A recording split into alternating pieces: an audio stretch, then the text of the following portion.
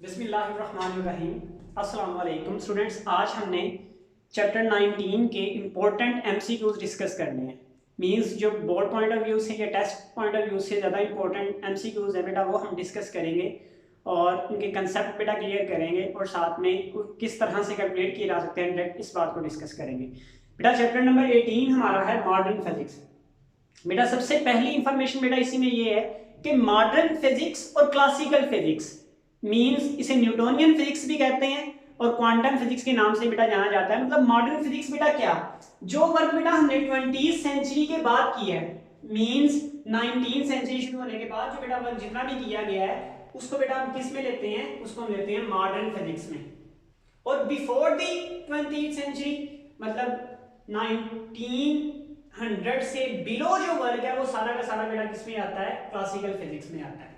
Classical physics बेटा based करती है ऑन न्यूटन्स लॉ, न्यूटन्स के लॉ पर बेस करती है, जबकि मॉडर्न फिजिक्स बेटा दो चीजों पर बेस करती है, थ्योरी ऑफ रिलेटिविटी और क्वांटम मैकेनिक्स या क्वांटम थ्योरी भी आप इसे कह सकते हैं। तो दो चीजों पर बेस करती है मॉडर्न फिजिक्स, जबकि क्लासिकल फिजिक्स सिर्फ बेटा किस पर बेस करती है, based on Newton's law, Newton के जो तीन लॉ बेटा उन पर ये बेस करती है।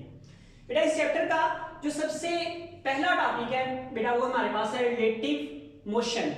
बेटा नाम से जाहिर रिलेटिव मीन ताल्लुक रखने वाली। तो बेटा मोशन या रेस्ट की कंडीशन हमेशा रिलेटिव होती है। किससे रिलेटिव होती है, तो बेटा ऑब्जर्वर से रिलेटिव होती है। किस चीज से बेटा रिलेटिव होती है, ऑब्जर्वर से। ऑब्जर्वर से ये रिलेटिव होती है हमेशा।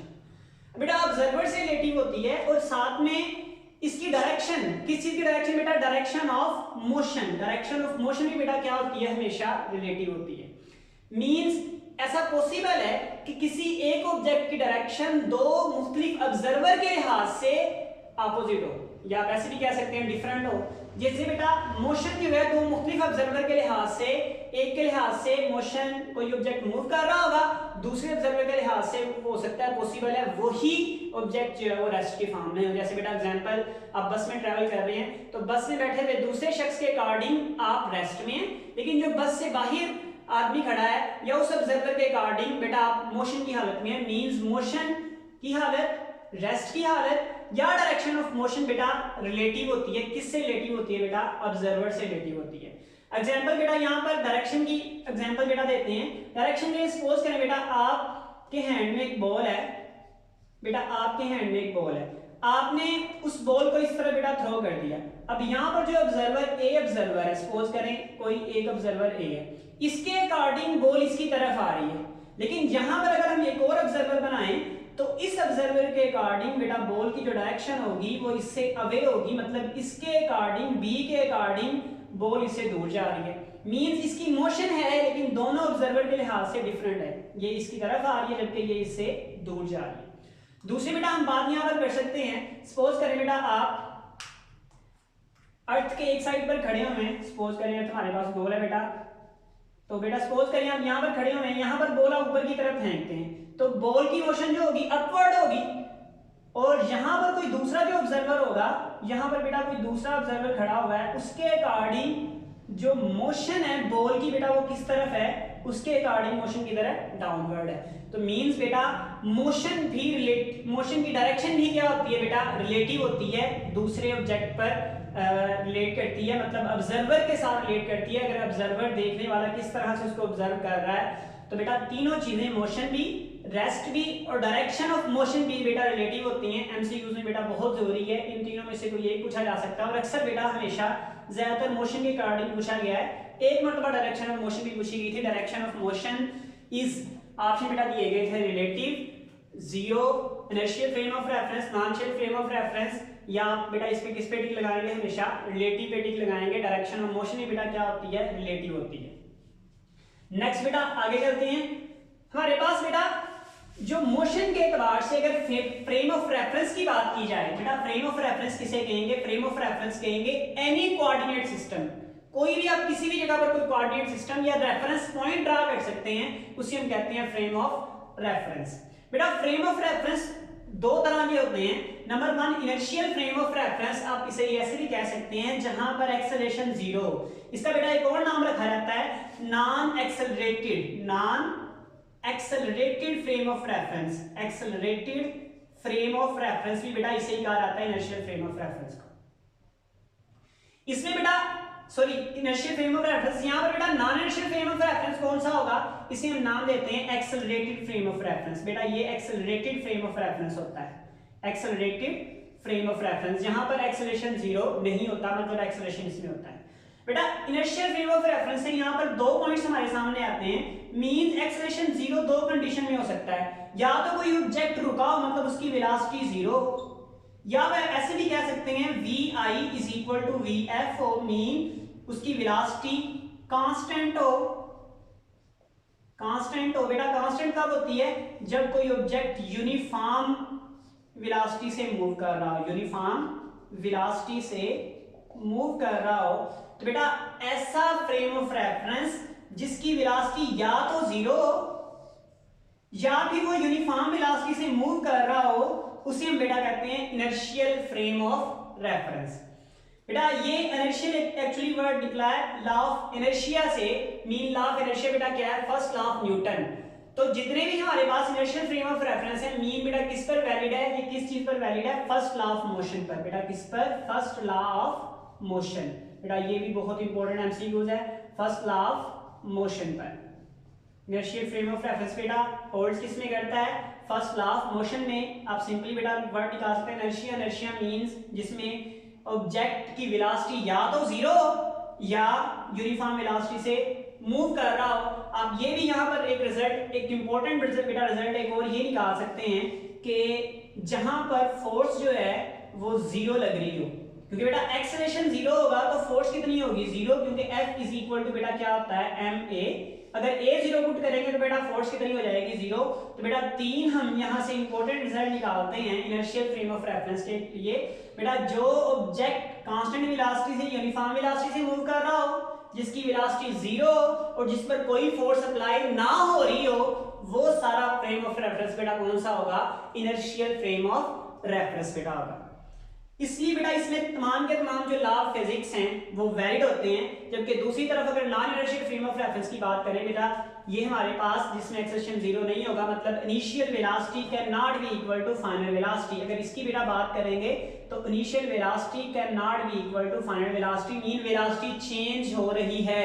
बेटा वेलोसिटी चेंज हो रही होगी तभी एक्सेलरेशन जीरो नहीं होगा, और इसीलिए इसे कहा जाता है एक्सेलरेटेड फ्रेम ऑफ रेफरेंस। यहाँ पर बेटा सारे लॉ ऑफ फिजिक्स के वैलिड नहीं है, बट इनकी मॉडिफिकेशन करके, इनको मॉडिफाई करके इनको non inertial frame of reference में बेटा लिया जा सकता है।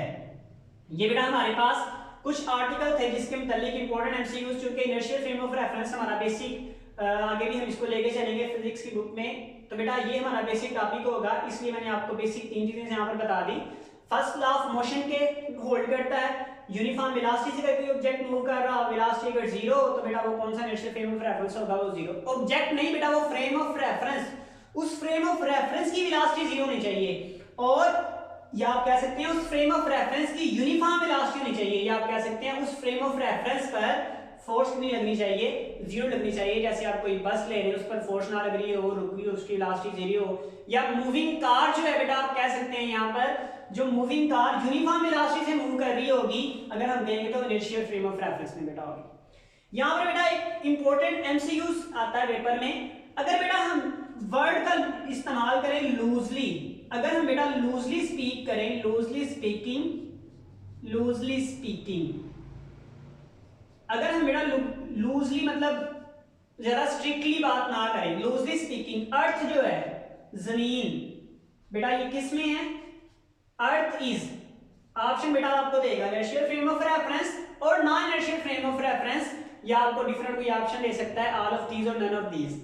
तो बेटा अगर आप लूजली स्पीकिंग की बात कर रहे हैं, मतलब ज्यादा स्ट्रिक्ट होकर बात नहीं कर रहे, तो उस लिहाज से अर्थ जो होगा वो इनर्शियल फ्रेम ऑफ रेफरेंस में होगा। मतलब अर्थ मूव तो कर रहा है, आप ऐसे भी कह सकते हैं कि वो कांस्टेंट वेलोसिटी से मूव कर रहा है, लेकिन बेटा उसकी डायरेक्शन चेंज हो रही है, डायरेक्शन चेंज हो रही है क्योंकि सर्कल में मूव कर रहा है, या इलेप्टिकल पाथ में आप कह सकते हैं मूव कर रहा है, इलेप्टिकल पाथ में मीन उसकी डायरेक्शन मुख्तलिफ पोजीशन पर चेंज हो रही है। तो कुछ देर के लिए हम कह सकते हैं कि लूजली स्पीकिंग हम ये कह सकते हैं earth is a inertial frame of reference. तो बेटा यहाँ पर ये वर्ड जो है ये इंपॉर्टेंट है, अगर ये वर्ड आ जाता है तो हम इनर्शियल फ्रेम ऑफ रेफरेंस की टिक करेंगे अर्थ के लिहाज से, अर्थ की बात करेंगे तो। और इस तरह से बेटा अगर स्ट्रिक्टली स्पीकिंग बात करें, अगर हम स्ट्रिक्टली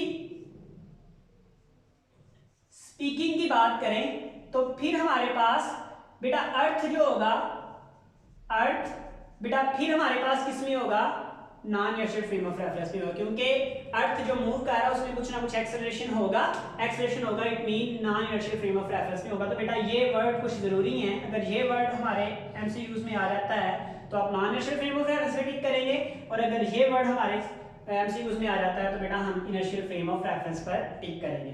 इसकी एग्जांपल बेटा लिख सकते हैं हम, कोई भी ऑब्जेक्ट जो कांस्टेंट वेलोसिटी से मूव कर रहा है, कार मूविंग कांस्टेंट वेलोसिटी, बस moving constant velocity, aeroplane moving with constant velocity, तो ये सारे किसमें होंगे बेटा, इनर्शियल फ्रेम ऑफ रेफरेंस में होंगे। बेटा नेक्स्ट आर्टिकल की तरफ चलते हैं। बेटा आर्टिकल नंबर 2 जो हमारे पास है, थ्योरी ऑफ रिलेटिविटी। बेटा थ्योरी ऑफ रिलेटिविटी एक्चुअल में दो तरह की थ्योरी है। थ्योरी ऑफ रिलेटिविटी का एक को हम कहते हैं स्पेशल थ्योरी ऑफ रिलेटिविटी, और दूसरे को बेटा हम कहते हैं जनरल थ्योरी ऑफ रिलेटिविटी। बेटा स्पेशल थ्योरी ऑफ रिलेटिविटी में हमारे पास जो एक्सेलरेशन इज इक्वल टू 0 होता है, मींस आप इस तरह से कह सकते हैं, इसके दो इंपॉर्टेंट पॉइंट बेटा ये ले सकते हैं हम स्पेशल थ्योरी ऑफ रिलेटिविटी के, laws of physics are same, जैसे बेटा हमने यहां पर भी डिस्कस किया था, लॉज आर वैलिड। तो इस तरह से बेटा स्पेशल थ्योरी ऑफ रिलेटिविटी के मेन दो पोस्टुलेट्स हैं बेटा, ये कौन से हैं, laws of physics are same, laws of physics बेटा क्या है, सेम है। इस तरह से बेटा speed of light is constant, बेटा पूरे स्पेस के लिए, पूरे यूनिवर्स के लिए स्पीड ऑफ लाइट कांस्टेंट होगी, और उसकी वैल्यू बेटा क्या होगी, इसे c से रिप्रेजेंट करेंगे, और 3 × 10⁸ मीटर पर सेकंड बेटा इसकी स्पीड ऑफ लाइट होगी, यानी स्पीड लाइट होगी, लाइट की स्पीड जो होगी 3 × 10⁸ मीटर पर सेकंड होगी पूरे यूनिवर्स के लिए। उसके बाद बेटा result of special theory of relativity.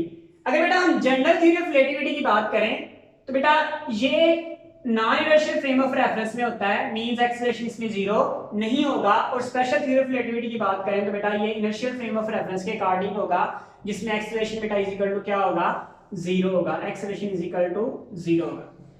Basic हमारा बेटा पॉइंट होगा स्पेशल थ्योरी ऑफ रिलेटिविटी, और सबसे इंपॉर्टेंट पॉइंट्स बेटा होंगे इसके कुछ रिजल्ट्स जो स्पेशल थ्योरी ऑफ रिलेटिविटी से निकाले गए थे।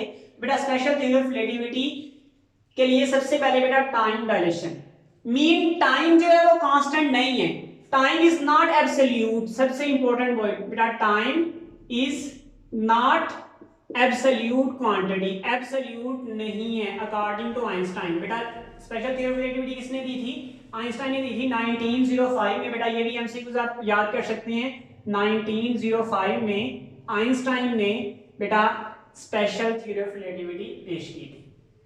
अच्छा बेटा टाइम डिलेशन का मीन्स बेटा क्या है, time is not absolute, time absolute नहीं है। टाइम को बेटा हम स्ट्रेच कर सकते हैं, मतलब इसको डायलेट कर सकते हैं, इसका ड्यूरेशन बेटा बढ़ा सकते हैं, आप इस तरह से कह सकते हैं, mean time can be dilute, dilute का वर्ड आप यूज कर सकते हैं बेटा, डायलेशन का वर्ड यूज कर सकते हैं, टाइम डायलेशन, इस तरह से बेटा टाइम स्ट्रेच का वर्ड यूज कर सकते हैं, तो टाइम को स्ट्रेच भी किया जा सकता है। और बेटा इसका रिलेशन बेटा क्या है, हम इसका रिलेशन बेटा ड्राइव करते हैं बकायदा, m is equal to, sorry time dilation की बात कर रहे हैं तो t is equal to t naught divide by √1 minus v square over c square, where v is the speed of object और c यहां पर बेटा क्या है, स्पीड ऑफ लाइट। बेटा याद रखें टाइम उस वक्त डिले होगा या उस वक्त स्ट्रेच होगा जब कोई ऑब्जेक्ट मूव कर रहा होगा, तो स्ट्रेच या डिले बेटा उस वक्त हो सकता है, उस ऑब्जेक्ट के लिए बेटा स्ट्रेच या डिले होगा जिस ऑब्जेक्ट की वेलोसिटी 0 नहीं होनी चाहिए, याद रखें। और बेटा उस ऑब्जेक्ट के लिए टाइम एब्सोल्यूट होगा जिसकी वेलोसिटी कितनी होगी, 0 होगी। अगर किसी ऑब्जेक्ट की बेटा वेलोसिटी 0 हो जाती है तो उसके लिए टाइम एब्सोल्यूट रहेगा, उसके लिए टाइम चेंज नहीं होगा। हम बेटा इस बात को प्रूव भी करेंगे। बेटा यहां पर देखिए t, यहां पर बेटा ये क्या है, ये टाइम उस ऑब्जेक्ट का है जो मूव कर रहा है, मूविंग ऑब्जेक्ट, किसका है बेटा, मूविंग ऑब्जेक्ट का। और बेटा ये उसका प्रॉपर टाइम है, यानी रेस्ट की फॉर्म में जो टाइम था इसे हम प्रॉपर टाइम के नाम से बेटा जानते हैं, proper time, time of moving object आप यहां पर लिख सकते हैं, टाइम ऑफ मूविंग ऑब्जेक्ट। बेटा यहाँ से अब डिफरेंट आपके एमसीक्यूज पूछे जा सकते हैं। सबसे पहले बेटा सबसे इंपॉर्टेंट और आसान तरीन बेटा एमसीक्यूज को पूछ सकता है, वो कहता है बताएं कि अगर कोई ऑब्जेक्ट स्पीड ऑफ वेलोसिटी के इक्वल मूव करे तो उसका टाइम कितना होगा। अगर कोई ऑब्जेक्ट स्पीड ऑफ लाइट के से अकॉर्डिंग मूव करे, उसी स्पीड से मूव करे, तो उसके लिए जो टाइम कितना डिले हो जाएगा। तो बेटा हम यहां से आसानी के साथ इसमें वैल्यू पुट करके निकाल सकते हैं। t is equal to T not बेटा वैसे ही divide by under root 1 minus v की जगह बेटा क्या लिख देंगे सी स्क्वायर और divide by C square. C square c square से कैंसिल, आंसर 1 आ जाएगा। t is equal to under root t is equal to T not under root 1 minus बेटा आ जाएगा 1 माइनस 1 बेटा कितना होता है 0, t over 0। Any number over 0 बेटा क्या होता है इंफिनिटी। तो बेटा हमारा आंसर कितना आएगा इंफिनिटी आएगा। इस तरह से बेटा अगर वो कहता है v is equal to c/2 से मूव कर रहा है, v किससे बेटा मूव कर रहा है यानी half of speed of light, वो इस तरह भी कह सकता है if an object move with half of speed of light then time is. तो बेटा टाइम उसके लिए कितना हो जाएगा, तो यहाँ पर बेटा आप c/2 पुट कर दें, सारी वैल्यू इस तरह से कैलकुलेट करें। यही मैं आपको सोल्व बेटा कर देता हूं। इसके लिए बेटा हम कर लेते हैं, देखिए बेटा हमारे पास अब v कितना है c/2, तो v t is equal to T not under root 1 minus बेटा v की जगह पर क्या लिखेंगे c/2 इस सारे का भी स्क्वायर और डिवाइड बाय c का स्क्वायर। तो t is equal to T naught divide by 1 minus C square over 4 into C square. बेटा स्क्वायर रूट से कैंसिल हो जाएगा 1 माइनस 4। तो हमारे पास बेटा कितना आंसर आ जाएगा टी नॉट डिवाइडेड बाय इसका बेटा एलसीएम ले लें 4 एलसीएम आ जाएगा डिवाइड बाय 4 माइनस 1। तो बेटा इसको रीअरेंज करके बेटा लिखेंगे तो t इज इक्वल टू बेटा हमारे पास आ जाएगा 2 by under root 3 into T naught. This is your right answer. बेटा ये आपके ऑप्शन में दिया हो सकता है, बेटा इस तरह से आप इसको कैलकुलेट करेंगे।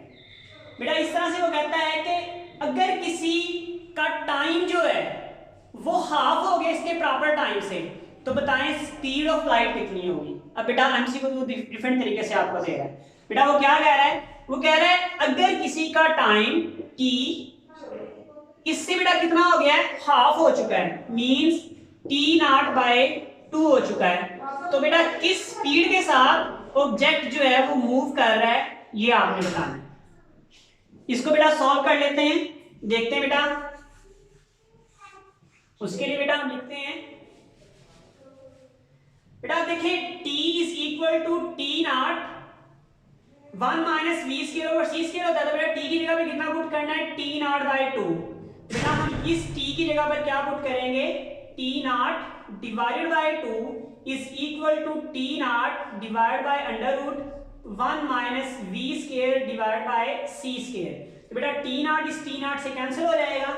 अब बेटा हमारे पास कितना आ जाएगा 1 divide by 2 is equal to 1 over under root 1 minus we square over C square. दोनों तरफ बेटा स्क्वायर ले लें तो हमारे पास हो जाएगा 1 over 2 1 over 4 is equal to 1 over 1 minus we square over C square.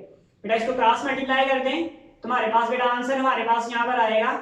इसको बेटा इधर मल्टीप्लाई कर दें, इसको इधर मल्टीप्लाई कर दो तो आ जाएगा 1 minus we square over C square is equal to 4। अब बेटा सी उधर जाके मल्टीप्लाई करेगा तो 1 माइनस वी स्क्वायर, या आप इसको लिख सकते हैं c square over C square is equal to 4। तो बेटा हमारे पास आ जाएगा ये c square minus we square is equal to 4 c square. बेटा इधर आ जाएगा c square minus 4 c square is equal to बेटा क्या आ जाएगा वी स्क्वायर। बेटा अब इसको कैंसिल कर दें तो हमारे पास आ जाएगा 3 c square is equal to v square. बेटा इधर भी अंडर रूट ले लें और इधर भी अंडर रूट ले लें तो बेटा हमारे पास आंसर आ जाएगा v is equal to plus minus under root 3 divided by c। बेटा कितना आंसर आ जाएगा हमारे पास under root 3 divided by c। बेटा हमारे पास sorry under root 3 multiply by c, इसका हमारे पास बेटा आंसर आ जाएगा। नेक्स्ट बेटा इस तरह से डिफरेंट प्रैक्टिस कर सकते हैं कि जब टाइम जो हो वो प्रॉपर टाइम के 4 टाइम्स रह रहे तो कितना हो जाएगा, या 2 टाइम्स हो रहे हैं तो कितना हो जाएगा, या 3 टाइम्स हो रहे हैं तो कितना हो जाएगा। बेटा एक्चुअल में हमने यहाँ पर टाइम रियल टाइम से भी कम किया है, दैट्स व्हाई आंसर क्या आ रहा है बेटा, माइनस आ रहा है। इस तरह से बेटा अगर आप 2t करके देखते हैं तो बेटा उसको भी हम यहाँ पर सॉल्व कर लेते हैं, लास्ट वन। इस तरह से बेटा डिफरेंट एमसीक्यूज आपको मजीद भी आ सकते हैं, आप इसकी प्रैक्टिस कर सकते हैं t/4 रख के, t/2 रख के। बेटा मेथड सबका यही होगा सॉल्व करने का।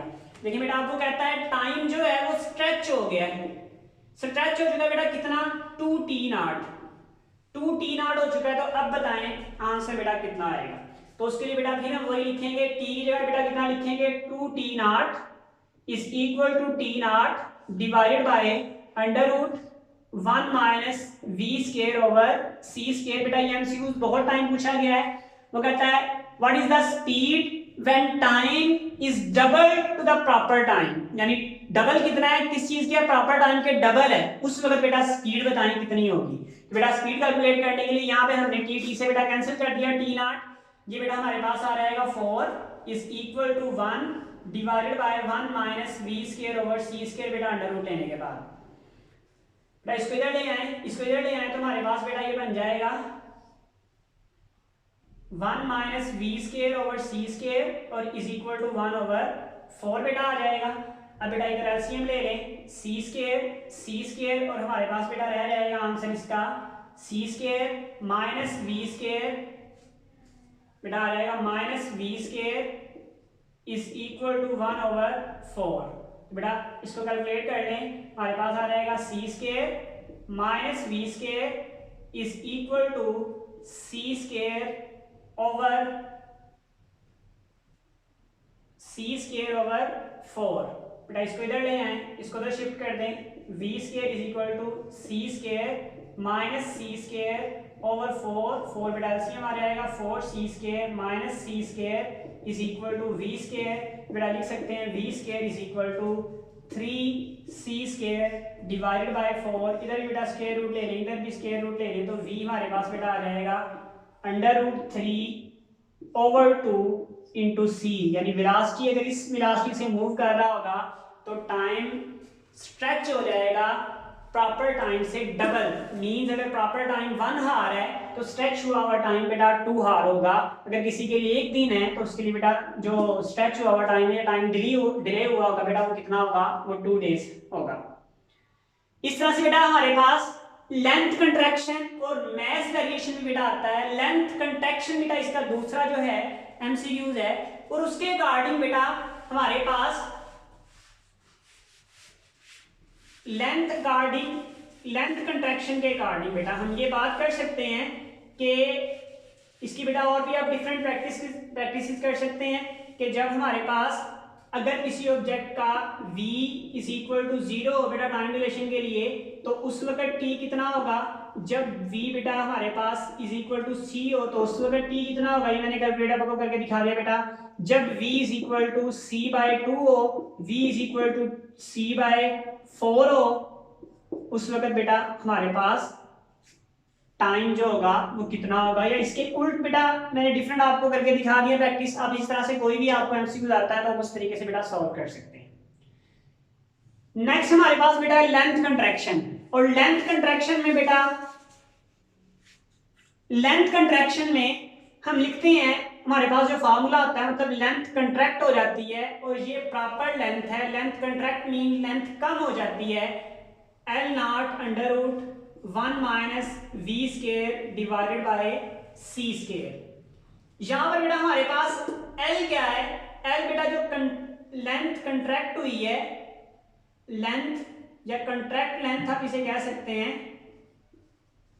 कंट्रैक्ट लेंथ, और दूसरी तरफ बेटा L0 हमारे पास क्या है, इसे हम प्रॉपर लेंथ भी कहते हैं या रियल लेंथ आप इसे कह सकते हैं। प्रॉपर लेंथ जो पहले लेंथ थी बेटा। अब अक्सर एक एमसीक्यूज बेटा पूछा जाता है कब जो होगा बेटा किस स्पीड से ऑब्जेक्ट मूव करे कि उसकी लेंथ जो है प्रॉपर लेंथ से हाफ हो जाए। मींस वो कहता है स्पीड बताएं जब प्रॉपर प्रॉपर लेंथ बेटा सॉरी लेंथ कंट्रैक्शन जो है प्रॉपर लेंथ से हाफ रह गई है, mean L is equal to बेटा कितना हो गया, एल नॉट डिवाइडेड बाय 2 हो चुका है। तो स्पीड बेटा बताएं उसके लिए क्या होगी बेटा, सेम उसी वे में हम कैलकुलेट करेंगे जैसे हमने पहले किया है बेटा। इसके लिए देखते हैं एल की जगह बेटा क्या लिखना है, L not over 2 is equal to L not under root 1 minus we square over C square. बेटा एल नॉट यहाँ पे एल नॉट से कैंसिल हो जाएगा, 1 ओवर 4 इज इक्वल टू बेटा स्क्वायर रूट लेके बेटा आंसर आ जाएगा 1 minus we square over C square. बेटा स्पीड हमने कैलकुलेट करनी है, हम बेटा क्या करते हैं इसको इधर भेज देते हैं, v square over c square is equal to 1 minus 1 over 4। तो हमारे पास बेटा 4 LCM 4 minus 1 is equal to v square over c square. बेटा नेक्स्ट कर सकते हैं v square over c square is equal to 3 over 4। तो बेटा v square is equal to बेटा 3 divide by 4 into c square और v इज इक्वल टू बेटा under root 3 over 2 into सी। ये हमारे पास बेटा वेलोसिटी आ जाएगी, जिस वेलोसिटी पर जो लेंथ है कंट्रैक्ट होके प्रॉपर लेंथ से हाफ रह जाएगी। एक बार एमसीक्यू पूछा गया था लास्ट ईयर आई थिंक 2016 में या 15 में बेटा एमसीक्यू पूछा गया था कि वो स्पीड बताएं जब लेंथ जो है प्रॉपर लेंथ के 25% रह गई है। बेटा इसका क्या मतलब है, तो दोबारा एमसीक्यू सुने जरा। वो कहता है वो स्पीड बताएं, what is the speed of object when length is 25% of its proper length. जो लेंथ है बेटा किसके इक्वल है, 25% ऑफ इट्स प्रॉपर लेंथ। तो बेटा आप याद रखें 25% का बेटा शॉर्टकट याद रखें, इसका मतलब होगा 1/4। एक्चुअल में बेटा 1/4 कैसे आता है, 25 डिवाइड बाय 100। बेटा इसको कैंसिल करने कितना आ जाता है 1/4। यानी इसका मतलब बेटा ये है कि जो लेंथ है वो 1/4 इंटू एल नॉट बेटा हो गई है। दोबारा बेटा मैं रिपीट कर रहा हूं, what is the speed of object when length is 25% of its proper length. तो 25% ऑफ इस प्रॉपर लेंथ को आप ऐसे भी लिख सकते थे, L is equal to 25% of proper length. तो 25% को बेटा कैंसिल आउट करके कितना आ जाएगा 1/4 इंटू एल नॉट आ जाएगा। जैसे बेटा मैंने अभी सॉल्व किया था, आप इसको दोबारा से प्रैक्टिस कर सकते हैं। तो बेटा आप कंप्लीटली इसको सॉल्व कर सकते हैं। यहाँ पर हम लिख सकते हैं L की जगह पर बेटा कितना आ जाएगा 1/4 एल नॉट। बेटा हम लिखेंगे 1/4 इंटू एल नॉट और उसके बाद बेटा हमारे पास आ जाएगा is equal to L not under root 1 minus we square over C square. L not बेटा एल नॉट से कैंसिल हो जाएगा और फिर बेटा हम स्क्वायर लेके 1/16 is equal to 1 minus we square over C square. बेटा इसको इधर भेज दें, v square over C square is equal to 1 minus 1/16। 16 बेटा एलसीएम आ जाएगा तो 16 माइनस 1। बेटा हमारे पास आ जाएगा next v square over c square is equal to 15/16। Next बेटा आप कर सकते हैं v square is equal to 15/16 into C square and v is equal to under root 15/4 into c. This is your right बेटा answer. Time बेटा वहां पर कम होगा आपके पास, तो जितना बेटा ज्यादा आप इन चीजों को याद रखेंगे उतनी जल्दी बेटा आप इनको सॉल्व कर सकते हैं। इस तरह से बेटा कुछ बेसिक चीजें बेटा आपको मैं करने के लिए देता हूं। सपोज करें बेटा वो कहता है अगर बेटा लेंथ जो है या वो इसमें वो कहता है कि एक ऑब्जेक्ट जो है वो स्पीड ऑफ लाइट से मूव कर रहा है, तो लेंथ बताएं बेटा कितनी हो जाएगी। बेटा उस वक्त जो लेंथ हो जाएगी वो हमारे पास 0 हो जाएगी। याद रखें बेटा उस वक्त लेंथ कितनी होगी, 0 होगी। अगर आप बेटा इसको भी सॉल्व करना चाहते हैं तो इसको भी बेटा सॉल्व कर लेते हैं जल्दी से विद इन मिनट्स, 1 मिनट्स में बेटा L इज इक्वल टू बेटा V किसके इक्वल है, C के इक्वल। तो L इज इक्वल टू बेटा हमारे पास है L not under root 1 minus V की जगह बेटा कितना लिखना है, C का स्क्वायर ओवर C का स्क्वायर, C का स्क्वायर C के स्क्वायर से बेटा कैंसिल हो जाएगा। L इज इक्वल टू बेटा L not under root 1 minus 1 तो 0 L is equal to L not into zero, L is equal to zero. Mean अगर कोई ऑब्जेक्ट बेटा स्पीड ऑफ लाइट से मूव करे तो उसकी लेंथ इतनी कम हो जाएगी, वो डिसअपियर हो जाएगी, हमें नजर नहीं आएगी। इस तरह से बेटा वो आपसे पूछ सकता है कि अगर v जो हो बेटा इक्वल टू जीरो, मतलब ऑब्जेक्ट मूव ही ना कर रहा हो, तो बेटा याद रखें l इज इक्वल टू हमारे पास उस वक्त होगा एल नॉट के equal. L is equal to बेटा क्या होगा, एल नॉट के इक्वल होगा। इस तरह से बेटा आप डिफरेंट वैल्यूज रख के कर सकते हैं, जैसे v इज इक्वल टू बेटा c/2 रख के आप कर सकते हैं, v is equal to √3/2c रख के कर सकते हैं, v इज इक्वल टू बेटा c/4 रख के आप कर सकते हैं। लेंथ की वैल्यूज मालूम प्रैक्टिस करने के लिए, ताकि आपको बेटा एमसीक्यूज आसानी से हो जाए। जी बेटा नेक्स्ट हम करेंगे बेटा मास वेरिएशन।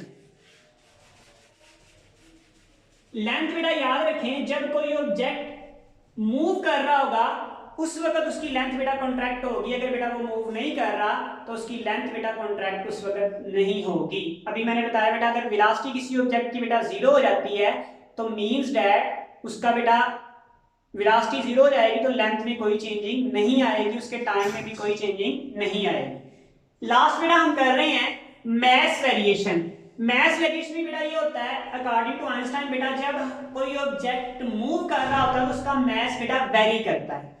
अगर हम बेटा m नॉट जो है इसको प्रॉपर मास या मास एट रेस्ट हम कहते हैं, मास एट रेस्ट, इसे बेटा क्या कहते हैं, मास एट रेस्ट। तो बेटा जब कोई ऑब्जेक्ट मूव करता है तो उस वक्त हमारे पास बेटा जो मास होता है वो इक्वल टू होता है m नॉट डिवाइडेड बाय, हम बेटा इसको लिख सकते हैं √1 minus v square over c square, where m is the rest mass of object और sorry m not is the rest mass of object, और m बेटा हमारे पास जो होगा वो मास ऑफ मूविंग ऑब्जेक्ट होगा। यानी अगर मास मूव कर रहा है तो मास पहले से बेटा बढ़ जाएगा या कम हो जाएगा, इसको बेटा हम देख लेते हैं यहाँ पर। सपोज कर बेटा सबसे पहले एक एमसीक्यू वो आपको देता है, वो कहता है कि मास जो है वो रेस्ट मास से डबल हो गया। कितना हो गया बेटा, डबल। तो स्पीड आप बताएं, मींस मास जो है हमारे पास बेटा 2m नॉट हो चुका है, यानी रेस्ट मास से कितना हो चुका है, डबल। तो क्या ऑब्जेक्ट कितनी स्पीड से या मूव कर रहा होगा या नहीं कर रहा होगा, तो आपने बेटा इसको कैलकुलेट करना है। अगर नहीं कर रहा होगा इसका मतलब वेलोसिटी उसकी जीरो है, मींस बेटा ऑब्जेक्ट मूव कर रहा होगा तभी तो मास वेरी हुआ है। अब आपने बेटा ये बताना है कि वेलोसिटी कितनी है, और बहुत इंपॉर्टेंट बेटा ये एमसीक्यूज है। तो हम बेटा ये लिख सकते हैं m की जगह पर लिखेंगे 2m not is equal to m not divided by √1 minus v square over c square. तो m नॉट बेटा m नॉट से कैंसिल हो जाएगा, और ये हमारे पास बेटा हो जाएगा यहाँ पर आकर इसे बेटा हम लिख सकते हैं 1 minus v square over c square is equal to 1/4। बेटा स्क्वायर रूट लेके मैंने डायरेक्ट यहाँ पर कर दिया है। नेक्स्ट बेटा इसको इधर ले आए, इसको भेज दें 1 minus 1/4 is equal to v square over c square. बेटा आपके पास आ जाएगा 4 और ये आ जाएगा 3, तो बेटा हम लिख लेंगे v square over c square. तो बेटा अब हमारे पास v किसके इक्वल आ जाएगा, v square is equal to 3/4 into c square. तो v इज इक्वल टू बेटा हमारे पास आ जाएगा √3/2 इंटू c, मतलब √3/2 इंटू c अगर ऑब्जेक्ट मूव करे तो उस वक्त उसका मास जो होगा रेस्ट मास से डबल हो जाएगा। हम बेटा ये भी कह सकते हैं उसकी एनर्जी भी बढ़ जाएगी, क्योंकि बेटा जब मास बढ़ता है तो अकॉर्डिंग टू आइंस्टाइन बेटा मास एनर्जी रिलेशन के मुताबिक हम नेक्स्ट टॉपिक में पढ़ेंगे, उसमें एनर्जी बेटा ज्यादा होगी। तो बेटा यहाँ पर आप डिफरेंट इस तरह से प्रैक्टिस कर सकते हैं। कैसे बेटा, आप ले सकते हैं m is equal to 4m not, m is equal to 3m not, या आप इस तरह से कह सकते हैं उस वक्त इनकी वेलोसिटीज बताएं कितनी होगी, तो बेटा हमारे उस वक्त इनकी वेलोसिटीज बतानी। या बेटा इसके उल्ट भी कर सकते हैं, मींस अगर एक ऑब्जेक्ट जो है हमारे पास c स्पीड के साथ मूव करता है तो m बेटा उस वक्त बताएं कितना हो जाएगा। बेटा याद रखें उस वक्त m जो होगा इंफिनिटी के इक्वल हो जाएगा, लेकिन बेटा सॉल्व नहीं कर रहा हूं, ये आपने बेटा सॉल्व करना है। या आप इस तरह से कह सकते हैं बेटा जब v is equal to c/2 से मूव कर रहा होगा तो m उस वक्त बेटा कितना हो जाएगा, बेटा m यहाँ पर क्या है, मूविंग ऑब्जेक्ट का मास, और m नॉट बेटा क्या है, रेस्ट मास, मतलब ऑब्जेक्ट का जो है बेटा वो रेस्ट मास। बेटा ये आप डिफरेंट एमसीक्यूज यहाँ पर और भी डिफरेंट वैल्यूज लेके बेटा कर सकते हैं। इस तरह से एक इलेक्ट्रॉन के लिए पूछ सकता है, एक प्रोटॉन के लिए पूछ सकता है, या बेटा डिफरेंट चीजों के लिए बेटा वो पूछ सकता है। यहाँ पर बेटा एक और इलेक्ट्रॉन प्रोटॉन की बात कर रहा था बेटा, यहाँ पर एक और एमसीक्यू मुझे याद आ गया रिलेटिव मोशन में। बेटा लास्ट टाइम एक एमसीक्यू पूछा गया था कि 2 photon of light, photon of light बेटा क्या होती है, light, speed of light, move कर रहे हैं अपोजिट डायरेक्शन में। जब बेटा अपोजिट डायरेक्शन में मूव करें तो उनकी स्पीड कितनी होगी, बेटा याद रखें रिलेटिव मोशन में अगर एक ऑब्जेक्ट बेटा इस तरफ मूव कर रहा है, दूसरा ऑब्जेक्ट इस तरफ मूव कर रहा है, तो उन दोनों की स्पीड ऐड हो जाती है। रिमेंबर बेटा ऐड हो जाती है, सम हो जाती है, दोनों जमा हो जाती है। इसकी स्पीड भी c थी, इसकी भी c थी, तो आंसर विल बी 2c। अगर बेटा दोनों फोटोन एक ही डायरेक्शन में मूव कर रहे हैं तो उनकी रिलेटिव स्पीड एक दूसरे के लिहाज से कितनी होगी, एक फोटोन इस तरफ मूव कर रहा है, दूसरा फोटोन भी इस तरफ मूव कर रहा है, इन दोनों की स्पीड एक दूसरे के लिहाज से बेटा कितनी होगी, 0, क्योंकि c माइनस c बेटा कितना होगा, 0। जब दो ऑब्जेक्ट सेम डायरेक्शन में मूव कर रहे हो तो उनकी स्पीड बेटा सब्ट्रैक्ट हो जाती है, माइनस हो जाती है, और बड़ी वैल्यू में से छोटी वैल्यू को सब्ट्रैक्ट बेटा करते हैं। जी बेटा अब हमने ये बात कर ली कि किसी कोई ऑब्जेक्ट अगर मूव कर रहा हो तो उसके लिए टाइम बेटा डिले हो जाता है, या आप कह सकते हैं स्ट्रेच हो जाता है, लेंथ उसकी कंट्रैक्ट हो जाती है, लेंथ उसकी कम हो जाती है, मास वेरी कर जाता है, मतलब मास भी बढ़ जाता है। इस तरह से कह सकते हैं मास उसका डबल हो जाता है, 3 गुना हो सकता है या 4 गुना हो सकता है। इस तरह से बेटा अगर एक प्रोटॉन जो है वो स्पीड ऑफ लाइट के इक्वल मूव कर रहा है तो उसका मास बेटा कितना होगा, इन्फिनिटी। आप निकाल सकते हैं फार्मूला बेटा यही यूज करेंगे, सिर्फ आप प्रोटॉन की जगह पर मास ऑफ प्रोटॉन लिख देंगे, मतलब मास की वैल्यू पुट नहीं करेंगे, m भी लिखेंगे लास्ट में। आप अगर वैल्यूज में न्यूमेरिकल्स में दिया हुआ है तो बेटा आप न्यूमेरिकल्स वैल्यूज के लिए उसे मल्टीप्लाई कर सकते हैं। जैसे कि मास ऑफ इलेक्ट्रॉन 1.6 मल्टीप्लाई 10⁻³ होता है, मास ऑफ प्रोटॉन जो 1.6 मल्टीप्लाई 10⁻27 बेटा होता है। इस तरीके से आप इसको मल्टीप्लाई करके निकाल सकते हैं सारी वैल्यूज को, सिर्फ लास्ट में मास की वैल्यू बेटा उसकी जगह पुट कर देंगे और हमारा क्या बेटा आंसर आ जाएगा। बेटा नेक्स्ट हमारा टॉपिक है mass energy relation. Mass energy relation Einstein ने बेटा कहा था कि mass and energy can be interconverted to one form to another form, यानी एनर्जी मास में कन्वर्ट हो सकती है और मास एनर्जी में कन्वर्ट हो सकता है। कब बेटा, जब वो मूव कर रहा होगा। अगर हम बेटा ये बात करें E is equal to E not is equal to M not C square, ये बेटा एनर्जी है रेस्ट मास एनर्जी। बेटा ये कौन सी एनर्जी है, रेस्ट मास एनर्जी है। यहाँ पर एम नॉट बेटा क्या है, रेस्ट मास है, यानी मास जो ऑब्जेक्ट का मूव नहीं कर रहा उसका मास है, और सी बेटा यहाँ पर स्पीड ऑफ लाइट है। और बेटा ये ई क्या है, जो ऑब्जेक्ट मूव कर रहा है उसके लिए क्या होगा, E is equal to M C का स्क्वायर बेटा होगा, उसके पास जो एनर्जी को कन्वर्ट कर सकता है m इंटू सी का स्क्वायर होगा। अब जो एनर्जी की चेंजिंग होगी बेटा वो निकाल लेते हैं। तो उसके लिए बेटा मैंने लिखा E माइनस ई नॉट, क्योंकि ये वैल्यू बड़ी होगी। अभी मैंने बताया था अगर मास बढ़ेगा तो एनर्जी बेटा क्या हो जाएगी, बढ़ जाएगी। जैसे यहाँ पर मास डबल हो गया तो इट मीन उसकी एनर्जी भी क्या हो जाएगी, पहले से बेटा ज्यादा हो जाएगी।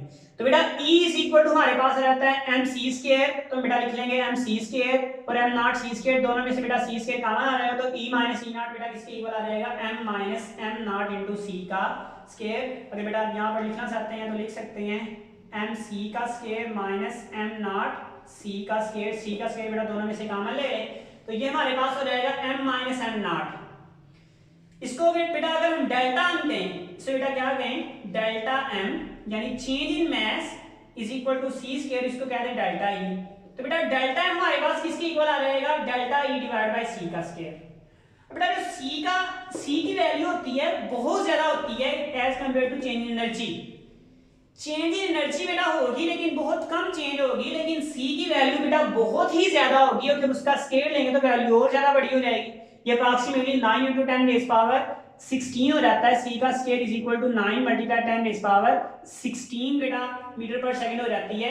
जब इतनी बड़ी वैल्यू से किसी वैल्यू को डिवाइड करेंगे तो डेल्टा m बेटा नीचे वाली वैल्यू जितनी बड़ी होती है आंसर उतना ही स्मॉल आएगा।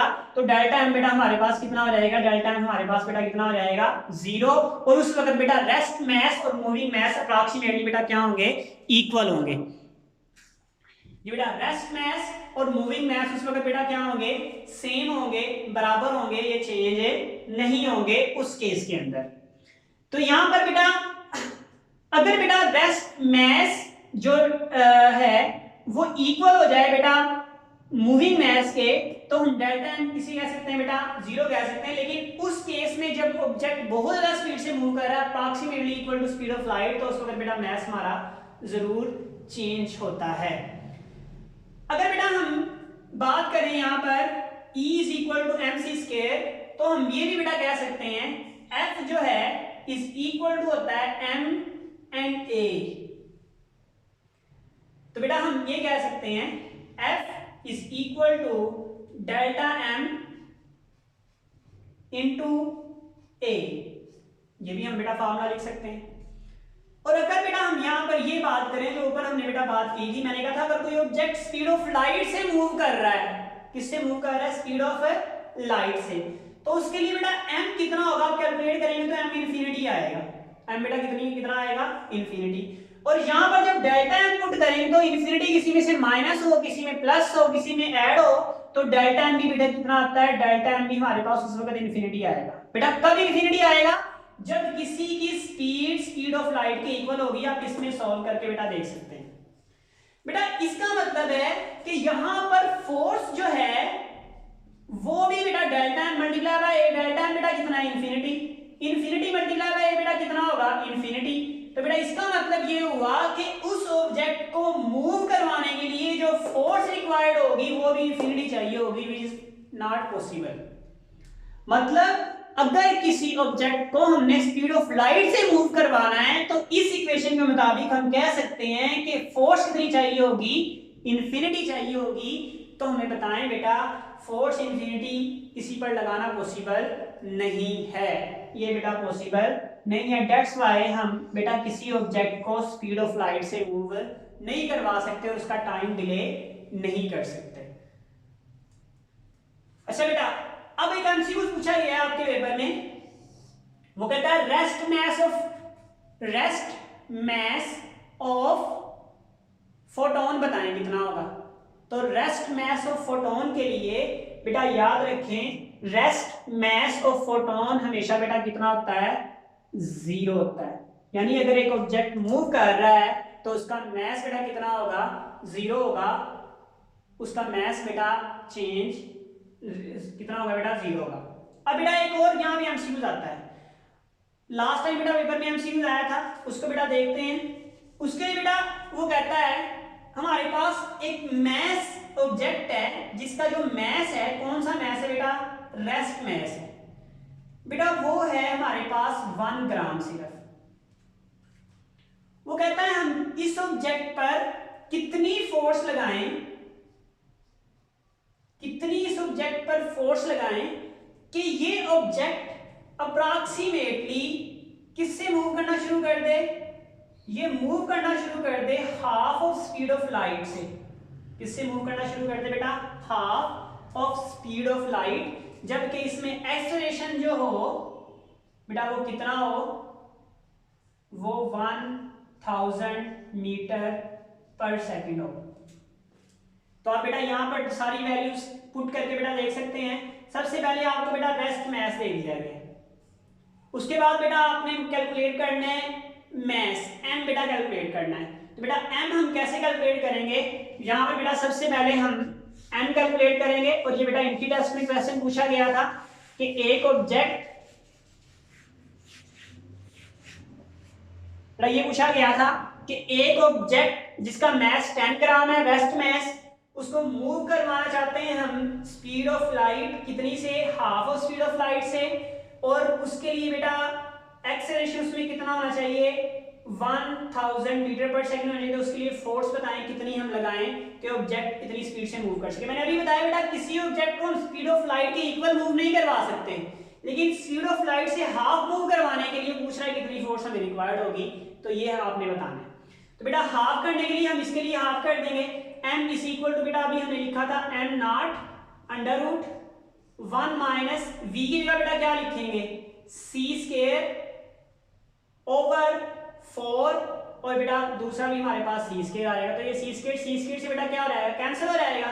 तो अब बेटा देखें हमारे पास जो m है वो बेटा किसके इक्वल है, आप लिख सकते हैं m इज इक्वल टू 1 ग्राम, आप उसको लास्ट पे लिख लेंगे, आप लिख लेंगे 1 ग्राम डिवाइडेड बाय बेटा कितना आ जाएगा हमारे पास आ रहेगा 1 माइनस 1 ओवर 4 अंडर रूट, बेटा आप निकालेंगे हमारे पास यहाँ पर आ जाएगा अप्रॉक्सीमेटली इक्वल टू 1 ओवर, अगर ग्राम में बात कर रहे हैं तो 4 इंटू 4 माइनस 1 बेटा आप लिखेंगे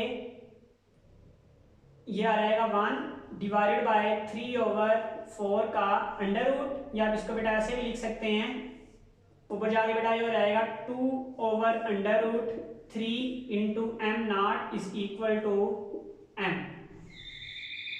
बेटा आप इसको ऐसे क्या कैलकुलेट कर सकते हैं, अब हमारे पास बेटा एम आ चुका है, लेकिन यहां पर जो फोर्स बेटा लिखनी है उसके लिए डेल्टा एम आपने कैलकुलेट करना है। तो डेल्टा एम बेटा हमारे पास किसके इक्वल होगा, डेल्टा एम हमारे पास इक्वल होगा m minus m not, m बेटा हमारे पास कितना है 2 ओवर अंडर रूट 3 है, माइनस m नॉट हम बेटा वैसे ही लिख लेंगे तो under root 3 2 m not minus under root 3 into M not. तो बेटा इसका आप आंसर निकालेंगे या आप इसको वैल्यूज पुट करके बेटा डिफरेंट आंसर निकाल सकते हैं। बेटा जब आंसर निकालेंगे तो हमारे पास समथिंग लाइक आंसर आ जाएगा, आप इसको हल करेंगे तो 0 point something M not over under root 3, बेटा ये हमारे पास कितना आ जाएगा डेल्टा एम की बेटा यहाँ पर वैल्यू पुट करेंगे एम नॉट की बेटा जो भी वैल्यू आएगी वो हमारे पास क्या आ जाएगा डेल्टा एम बेटा आप यहाँ पर पुट करेंगे और इससे मल्टीप्लाई करेंगे तो हमारे पास बेटा क्या आ जाएगा आंसर आ जाएगा फोर्स का, यानी फोर्स इज इक्वल टू आप लिख सकते हैं डेल्टा एम मल्टीप्लाई बाय ए, ये हमारे पास बेटा फोर्स रिक्वायर्ड होगी इस केस के लिए। इस तरह से बेटा नेक्स्ट जो हमारे पास बेटा टॉपिक होगा आज का बेटा वो लास्ट टॉपिक होगा, नेक्स्ट लेक्चर में इंशाल्लाह हम बताए इस चैप्टर के बेटा एमसीक्यू डिस्कस करेंगे। बेटा वो हमारे पास होगा ब्लैक बॉडी रेडिएशन। बेटा ब्लैक बॉडी रेडिएशन सबसे पहले बेटा अब परफेक्ट ब्लैक बॉडी बेटा कौन सी होती है, अब perfect black body is ideal observer, वो बेटा आइडियली रेडिएशन को ऑब्जर्व करती है, यानी सारी की सारी रेडिएशन को ऑब्जर्व कर सकती है। आप ऐसे कह सकते हैं जितनी भी वेवलेंथ पॉसिबल है सारी वेवलेंथ की रेडिएशन को बेटा क्या करती है ऑब्जर्व करती है। एंड आइडियल रेडिएटर और आइडियल रेडिएट करती है, मतलब एमिट भी उतनी ही करती है और रेडिएट भी उतनी ही करती है, सारी की सारी वेवलेंथ को आप कह सकते हैं ऑब्जर्व करती है। और बेटा दूसरा इंपॉर्टेंट एमसीक्यूज और बहुत ज्यादा इंपॉर्टेंट एमसीक्यूज है बेटा अब्जॉर्प्शन कोएफिशिएंट जो होता है ब्लैक बॉडी के लिए बेटा वो कितना होता है 1 होता है, बहुत इंपॉर्टेंट एमसीक्यूज है। कोएफिशिएंट बेटा कौन सा absorption coefficient for black body radiation बेटा कितना होगा 1 होगा। दूसरी बेटा पॉइंट, अगर कोई ऑब्जेक्ट सपोज करें ब्लैक बॉडी के लिए स्पेशली हम बात करें, वैसे जनरली हम हर एक पे अप्लाई कर सकते हैं। बेटा ब्लैक बॉडी के लिए जितना टेम्परेचर ज्यादा होगा उससे जो वेव निकल रही हैं उनकी वेवलेंथ उतनी कम होगी, टेम्परेचर ज्यादा वेवलेंथ कम, या आप ऐसे कह सकते हैं टेम्परेचर ज्यादा करेंगे तो उससे निकलने वाली जो वेव्स हैं उनकी फ्रीक्वेंसी बेटा क्या होगी ज्यादा होगी। दैट्स व्हाई बेटा आप ये कह सकते हैं जब हमारे पास वेवलेंथ की बेटा बात करेंगे, अगर हम बेटा वेवलेंथ की बात करें रेड कलर्स की, तो रेड में बेटा हमारे पास अप्रॉक्सीमेटली 700 नैनोमीटर होता है। 700 नैनोमीटर वेवलेंथ जो बेटा कलर विजिबल रेंज में सबसे ज्यादा है, तो इट मींस उसका जो टेम्परेचर होगा वो कम होगा। अगर बेटा इस तरह से वेवलेंथ हम लेस करते जाए और वायलेट कलर की आ जाए तो उस वक्त बेटा वेवलेंथ सबसे कम होगी, अप्रॉक्सीमेटली 400 नैनोमीटर्स होंगी, और टेम्परेचर उस वक्त बेटा ज्यादा होगा, यानी टेम्परेचर बढ़ाते जाएंगे तो कलर उसका चेंज हो जाएगा, किस कलर में बेटा हो जाएगा, लास्ट में वायलेट कलर में हो जाएगा। इस तरह से आप बेटा फ्रीक्वेंसी की बात कर सकते हैं।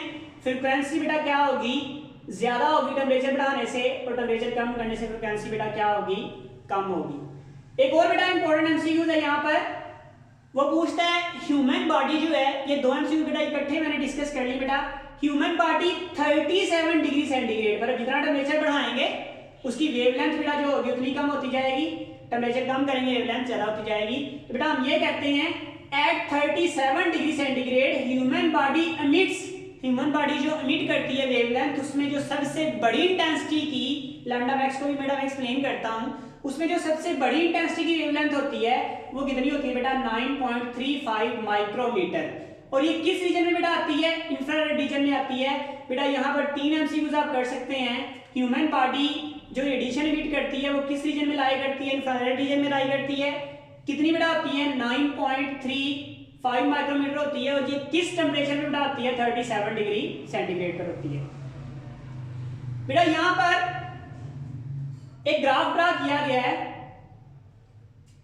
जो बेटा किसके दरमियान है, इंटेंसिटी और वेवलेंथ के दरमियान है बेटा। डिफरेंट टेम्परेचर पर एक ही बॉडी की जो रेडिएशन इमिट कर रही है, डिफरेंट टेम्परेचर पर उसके लिए कर्व हमने ड्रा किए गए हैं बेटा। देखिए पहले हम सबसे पहले बात करते हैं 1650 केल्विन, किसी ऑब्जेक्ट का टेम्परेचर है, ब्लैक बॉडी, वो बेटा रेडिएशन इमिट कर रही है और उनकी वेवलेंथ भी बढ़ती जा रही है और इंटेंसिटी भी क्या बढ़ती जा रही है। खास वैल्यू पर आकर इसकी इंटेंसिटी मैक्सिमम हो जाती है बेटा, बहुत इंपॉर्टेंट पॉइंट है। एक खास वैल्यू पर आकर उसकी इंटेंसिटी मैक्सिमम इंटेंसिटी हो जाती है। तो बेटा इस जगह पर जो वेवलेंथ होगी that is called lambda max. यानी लैम्डा मैक्स का मतलब बेटा ये नहीं है कि मैक्सिमम वेवलेंथ, लैम्डा मैक्स का मतलब ये है मैक्सिमम इंटेंसिटी वाली वेवलेंथ, यानी जिस जगह पर इंटेंसिटी मैक्सिमम थी उस जगह पर वेवलेंथ कितनी है, आप इस तरह से कह सकते हैं। यानी यहां पर जितनी वेवलेंथ है तो इसको बोलेंगे लैम्डा मैक्स, इसको बोलेंगे। इस तरह से बेटा ये लैम्डा मैक्स होगा। टेम्परेचर जब 450 केल्विन है, जब टेम्परेचर बेटा और कम कर देंगे, टेम्परेचर और कम कर देंगे तो बेटा यहां पर आप एक और चीज ऑब्जर्व कर रहे हैं, जब टेम्परेचर कम करते जा रहे हैं तो लैम्डा मैक्स जो है बेटा वो बढ़ता जा रहा है। टेम्परेचर कम करने से, देखिए टेम्परेचर कम करने से लैम्डा मैक्स बेटा कहां पर आया था, यहां पर 1.5 के करीब। टेम्परेचर बेटा और कम किया तो लैम्डा मैक्स अप्रॉक्सीमेटली 2 पर चला गया।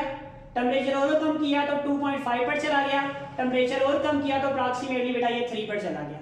मीन टेम्परेचर जितना कम कर रहे हैं लैम्डा मैक्स की वैल्यू उतनी ज्यादा बढ़ रही है।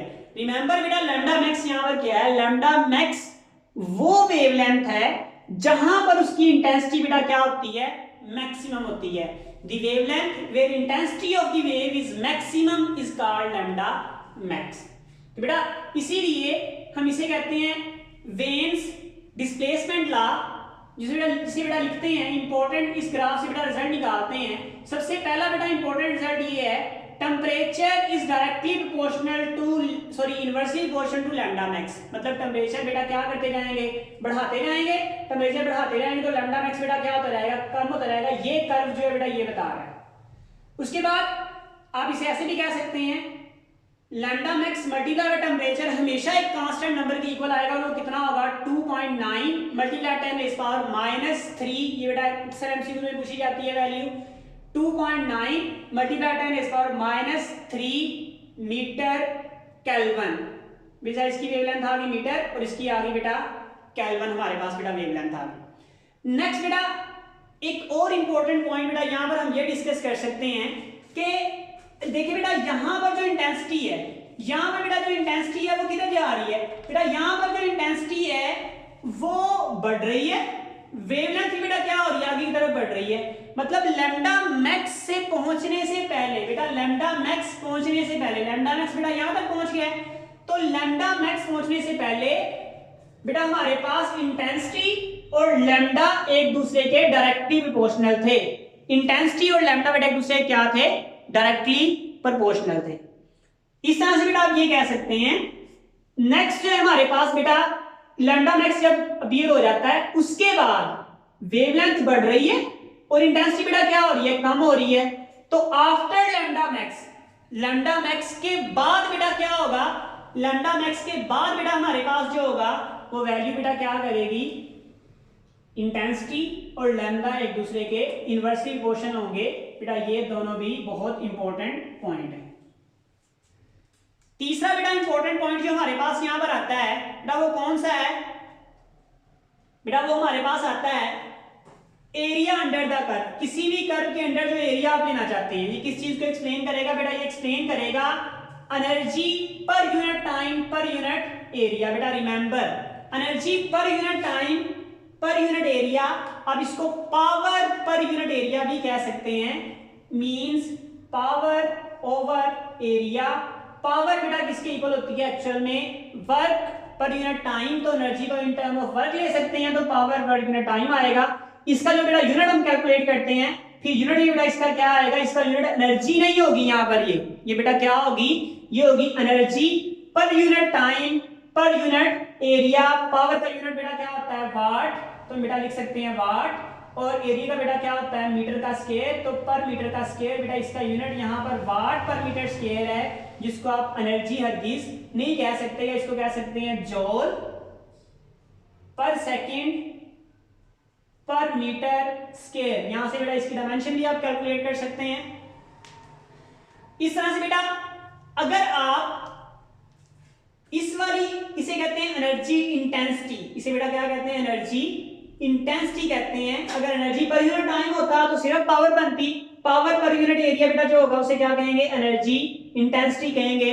मतलब एनर्जी कितनी शिद्दत की है या एनर्जी कितनी ज्यादा है बेटा, आप उसे इस इन वर्डों में ले सकते हैं।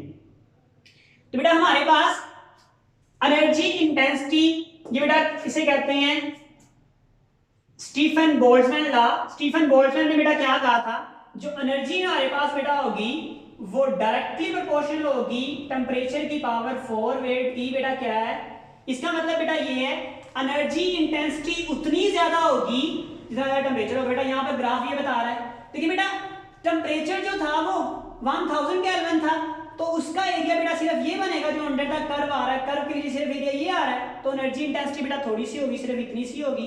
अब इसको अगर शेडिंग करना चाहे तो सिर्फ ये आएगा, सिर्फ ये एरिया आएगा। टेम्परेचर बेटा बढ़ाएंगे तो एरिया बढ़ जाएगा, मतलब एनर्जी इंटेंसिटी बेटा क्या हो जाएगी, बढ़ जाएगी। टेम्परेचर और बढ़ाएंगे तो एनर्जी इंटेंसिटी और बढ़ जाएगी, टेम्परेचर और बढ़ाएंगे एनर्जी इंटेंसिटी और बढ़ जाएगी। मींस टेम्परेचर और एनर्जी इंटेंसिटी बेटा एक दूसरे क्या होंगे, डायरेक्टली प्रोपोर्शनल होगी, और टेम्परेचर की पावर बेटा कितनी होगी, 4 होगी। अगर बेटा यहां से हम ये रिजल्ट निकाल सकते हैं, इसको खत्म करके बेटा इज इक्वल लिखते हैं, जिसे कहते हैं स्टीफन बोल्ट्जमैन कांस्टेंट, और इसकी वैल्यू बेटा कितनी होती है 5.67 मल्टीप्लाई 10⁻⁸ एमसीक्यू के लिए बेटा बहुत जरूरी है। इसका यूनिट बेटा क्या होता है वाट पर मीटर स्क्वायर पर केल्विन, तो बेटा इसका यूनिट हमारे पास आएगा वाट पर मीटर स्क्वायर केल्विन की पावर -4। बेटा ये हमारे पास आएगा एनर्जी इंटेंसिटी। अगर बेटा हम बात करें टेम्परेचर और वेवलेंथ की, तो बेटा याद रखें जब वेवलेंथ जो होती है हमारे पास कम होती है, इस तरह से बेटा एमसीक्यूज आपको वो दे सकता है डिफरेंट प्लाटिनियम के मुतालिक। तो बेटा हमेशा याद रखें जो रेड कलर होगा, बल्कि जो डल रेड होगा, जिसको हम क्या कहते हैं डल रेड, किसी प्लाटिनियम के लिए बेटा बात कर रहा है प्लाटिनियम के लिए, और बेटा ये एमसीक्यूज में बहुत ज्यादा बार पूछी गई है। डल रेड जो होता है बेटा वो किस टेम्परेचर पर होता है 500 डिग्री सेंटीग्रेड पर। इसको केल्विन में बेटा कन्वर्ट करके आप करें, उसके बाद बेटा केल्विन में कन्वर्ट करने के लिए बेटा क्या करेंगे 270 बेटा इसमें ऐड कर देंगे। नेक्स्ट बेटा हमारे पास जो होगा वो चेरी रेड होता है। चेरी रेड बेटा किस कलर पर होता है, बेटा ये भी एमसीक्यू में पूछ सकता है। चेरी रेड जो हमारे पास बेटा होगा वो 900 डिग्री सेंटीग्रेड पर होगा। उसके बाद बेटा हमारे पास ऑरेंज रेड होगा, उसके बाद हमारे पास बेटा ऑरेंज रेड होगा, इसका टेम्परेचर और बढ़ा देंगे, और वो कितना होगा बेटा वो होगा 1100 डिग्री सेंटीग्रेड। अगर बेटा उसका टेम्परेचर अब और बढ़ा देते हैं, कितना कर देते हैं बेटा यहाँ पर 1300 डिग्री सेंटीग्रेड कर देते हैं, तो बेटा अब रेड से वो किस कलर में कन्वर्ट हो जाएगी, वो येलो कलर में कन्वर्ट हो जाएगी। तो बेटा हम यहाँ पर लिखेंगे येलो कलर। अब बेटा वो येलो कलर में कन्वर्ट हो जाएगा, प्लाटीनियम की रॉड या प्लाटीनियम अब इसे कह सकते हैं।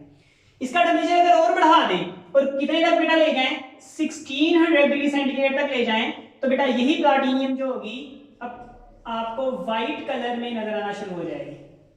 बेटा ये चारों जो टेम्परेचर हैं, सॉरी 5 जो टेम्परेचर है बेटा, ये एमसीक्यूज के लिए बहुत जरूरी हैं बेटा, इनको जरा अच्छे से क्लियर कीजिएगा, याद रखिएगा। देखिए बेटा वेवलेंथ रेड की क्या होती है बेटा, उसके बाद टेम्परेचर बढ़ाएंगे तो वेवलेंथ बेटा क्या होती जाएगी, कम होती जाएगी। वेवलेंथ कम होती जा रही है, रेड से बेटा हो गया चेरी रेड, फिर बेटा टेम्परेचर बढ़ाया रेड और ऑरेंज हो गया, फिर बेटा टेम्परेचर और बढ़ाया तो वेवलेंथ और कम हो गई, येलो हो गई, फिर होगी बेटा क्या हो गई, वाइट हो गई। अगर यहाँ बेटा वेवलेंथ की आप बात करें तो हमारे पास बेटा रेड कलर की वेवलेंथ विजिबल रेंज में सबसे ज्यादा होती है और वायलेट कलर की जो वेवलेंथ होती है वो सबसे कम होती है। पर अप्रॉक्सीमेटली आप रेड कलर की बेटा कह सकते हैं 700 नैनोमीटर्स और बेटा वायलेट कलर की आप कह सकते हैं 400 नैनोमीटर्स। इसका बेटा अगर टेबल आप बनाना चाहें तो वो टेबल भी यहाँ पर बेटा ड्रा कर सकते हैं। लेकिन बेटा यहाँ पर हमारे पास जो डिफरेंट और एमसीक्यूज आ सकते हैं वो किस तरह से बेटा आ सकते हैं, वो कहते हैं टेम्परेचर की वैल्यू बताएं। एग्जाम्पल बेटा देता हूँ, एक एमसीक्यूज हमारे पास आया हुआ है, वो कहता है कि टेम्परेचर की वैल्यू बताएं जब लैम्डा मैक्सिमम जो हो वो हमारे पास बेटा किसके इक्वल हो जाए, वो डबल हो जाए पहले वाली वैल्यू से, मतलब किस टेम्परेचर पर लैम्डा मैक्सिमम डबल हो जाएगा, यानी 2 टाइम्स बेटा हो जाएगा।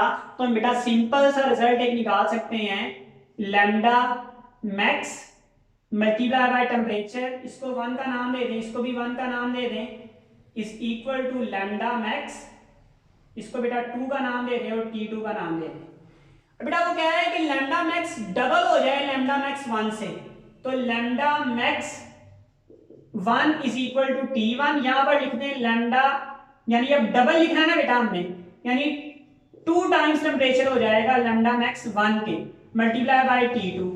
तो बेटा ये हमारे पास लैम्डा मैक्स लैम्डा 1 से कैंसिल, तो टेम्परेचर विल भी हमारे पास बेटा कितना रह जाएगा, हाफ किसके, प्रीवियस टेम्परेचर के। दोबारा बेटा इस चीज को समझ लें, वो कह रहा है टेम्परेचर बताएं कितना हम पहले वाले टेम्परेचर से बढ़ाएं कि लैम्डा मैक्स जो है हमारे पास लैम्डा मैक्स से डबल हो जाए। इस तरह से बेटा वो हाफ करके भी आपसे पूछ सकता है, बेटा वो 3 टाइम्स करके ही पूछ सकता है। तो बेटा एक के ऊपर आप यहाँ पर प्राइम की वैल्यू लगा दें और एक के ऊपर प्राइम की वैल्यू बेटा ना लगाएं, तो आप टेम्परेचर की वैल्यू से बता दें। इस तरह से बेटा हमारे पास ये बेटा हमारे पास क्या बन जाएगा, प्राइम की जगह बेटा उसकी वैल्यू पुट कर दें 2 लैम्डा मैक्स, तो 2 लैम्डा मैक्स बेटा हमने पुट कर दी, लैम्डा मैक्स से कैंसिल हो गया, तो t इज इक्वल टू बेटा कितना आ गया, 3/8 डिवाइड बाय 2 बेटा हमारे पास यहाँ पर आ गया। जी बेटा हम नेक्स्ट लेक्चर में बेटा डिस्कस करेंगे प्लांक्स असम्पशन और उससे आगे बेटा ऑनवर्ड चलेंगे। अगर बेटा कोई क्वेश्चन हो या कोई एमसीक्यू बेटा क्लियर करना हो तो कमेंट्स कीजिएगा। अस्सलाम वालेकुम व रहमतुल्लाहि व बरकातुहू।